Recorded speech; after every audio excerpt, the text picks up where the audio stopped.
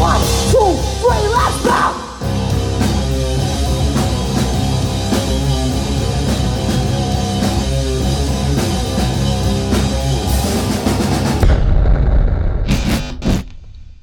Hi, I'm Jack, Midlands Metalheads Radio, and I'm here with Sumo Cyco. Would you just introduce yourself? Yeah, my name is Sky, aka Sever, from the band Sumo Cyco, and I sing and rock and roll in the band. So, how has it been back in the UK? Because I know you had a little bit of trouble over in Dublin. We did. Unfortunately, we got broken into, which totally sucked. They smashed our windows, stole our passport, my iPad, my camera, and some merch and dirty laundry. I don't know why they got that, but I guess they're in a rush and didn't know what they were grabbing. Anything's better than nothing, I guess. Might have a weird kink. I don't know what it is. But yeah, so that kind of sucked because we live in the camper, so having like no window, we had to get that fixed because it was freezing trying to sleep in there. And then on top of that, replacing our merch and trying to get passports reissued. It's been a little bit of a whirlwind, but I'm so happy we haven't had to cancel a show because of it, which sometimes like that stuff happens and it can stop you from crossing borders and stop you from being able to do your job. And so we've been able to make every show, thank goodness. So we're okay now. We've got things sorted. Everything's sorted now. Now you're here, that's fine. Yes. So when you was in Germany, you was able to play in a high school. How did that come about? What I know, there? it's a crazy story. So we have an amazing fan named Lars from Germany, and he is a high school English teacher. Okay. And so he was like, oh, you're passing by my school. Maybe you could come and talk to the kids. And we said, talk to them? Why would we just talk to them if we could play a show? So I had to jump through some hoops with his headmaster at the school to make sure that we could play. But it ended up being a really amazing, cool experience. And I think that when you can reach kids at that age, like such a young age, that don't get to do that kind of stuff in school. It was like 9 a.m. and we started a mosh pit with like high school students. It was insane. And so just the impact I could feel that we had on those kids to be like, wow, this is cool.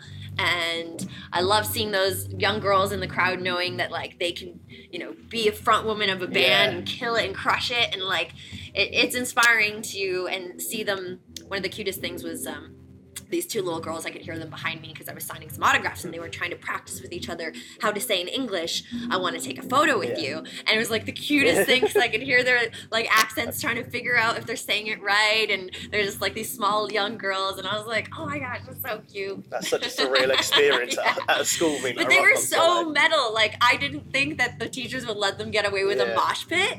But they're like rushing in. It was awesome.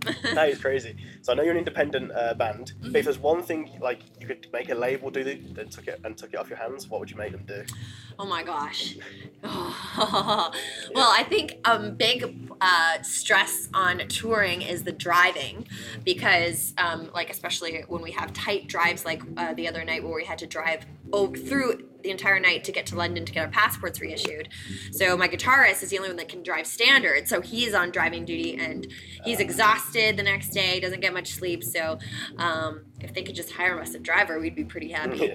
But I like having all the hats, like wearing all the different hats. I like being in control of our music videos. I love, learning about social media and doing it myself. I think it's kind of a little apparent when you have like a label who's like writing as you online rather than like the actual band. It's way cooler to feel like you're in direct contact with the artists you love instead of like through their like, I don't know, some figurehead at the label that's like just saying generic stuff, So I don't know. I like having lots of control. So if I did work with somebody, I would say that I might,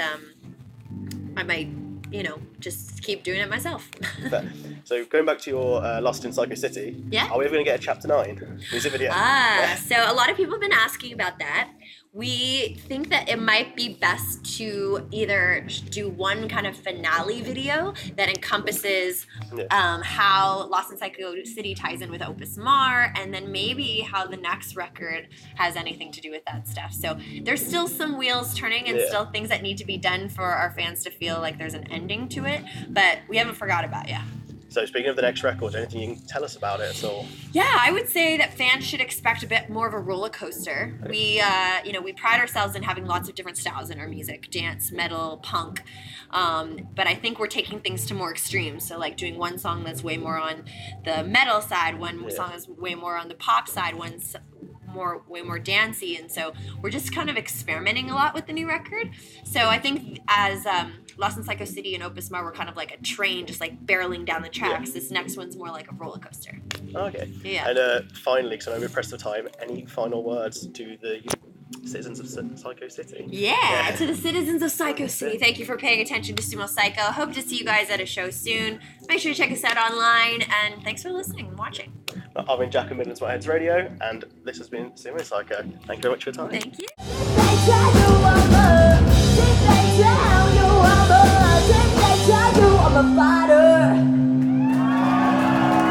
Birmingham, thank you so fucking much.